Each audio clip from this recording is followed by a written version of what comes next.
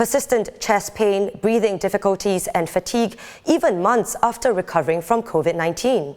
With long COVID, some continue to suffer. And while there is not a diagnostic test or treatment specifically for long COVID, there is some medication for symptom relief. Some good news though, vaccinated persons in Singapore who had COVID-19 over this recent Omicron wave or the one earlier in the year are much less likely to develop long COVID symptoms. Joining us now to tell us more is Dr. Barnaby Young, head of the Singapore Infectious Disease Clinical Research Network at the National Centre for Infectious Diseases. Thanks for joining us, Dr. Young. So what are the most common types or symptoms of long COVID? And when we say long, how long do we mean? How severe are these symptoms? The symptoms from long COVID are very variable. So lots of people report different symptoms. Probably the most common is breathlessness, brain fog, tiredness, cough, and what we call post-exertional malaise, which is feeling very tired after sometimes just minimal activity. The definition for long COVID is variable as well in terms of how long symptoms need to continue for before we consider this long COVID. It's interesting as well, I suppose, if we compare COVID to a typical cold, we might expect symptoms to just last for 24, 48 hours. And COVID symptoms usually last for longer than that. For influenza, so seasonal influenza, symptoms usually last for, say, 3 to 7 days. But even beyond that, people may still have a cough or have post-viral fatigue, so feel tired afterwards. And COVID is more similar to that. So the symptoms of acute infection may last for up to a week, sometimes for another week or two afterwards. Some symptoms we consider still part of that acute infection. And it's once we get beyond about 4 weeks that we start to think of this as long COVID. And certainly once we get beyond 3 months after the acute infection, we would call this long COVID syndrome. In terms of the severity of symptoms, fortunately for most people, they are relatively mild.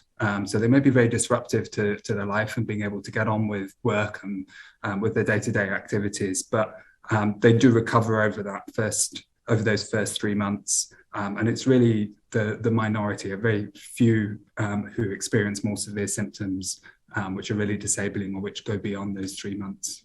So, Doctor, during this period, do they still test positive or not? No. So the infection is cleared. At least the ART test will be negative.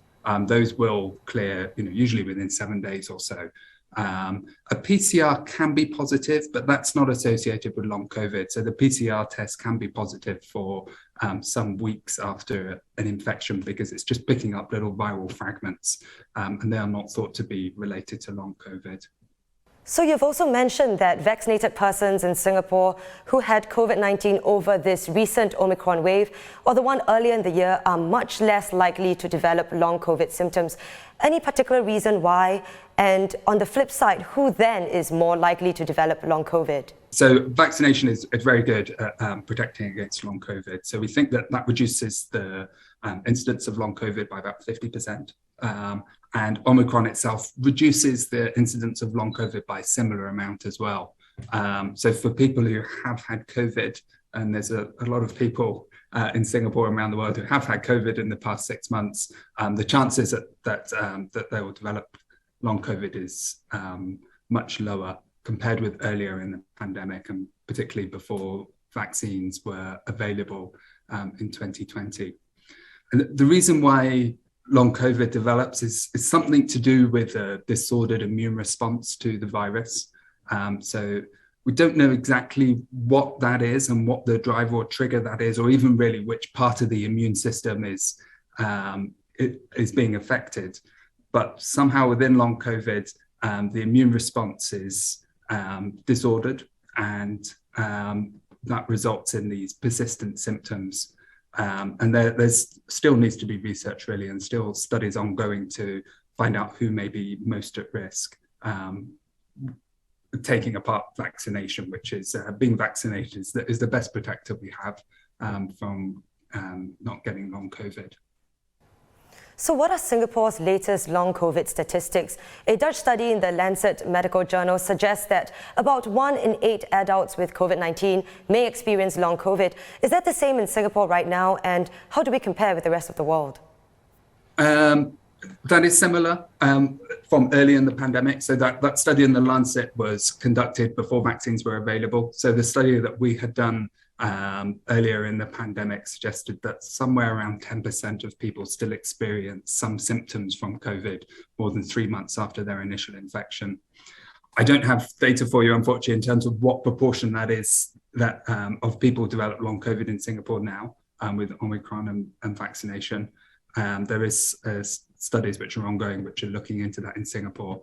But data internationally and our observations from here as well is that long COVID is much less common, both because of vaccination and because of Omicron being a milder infection, so a variant which is less likely to trigger so much systemic inflammation. Definitely comforting to know that long COVID is less common. That was Dr. Barnaby Young, NCID. Thanks for watching. Be sure to subscribe to the channel. And hit the bell icon to be notified of new videos.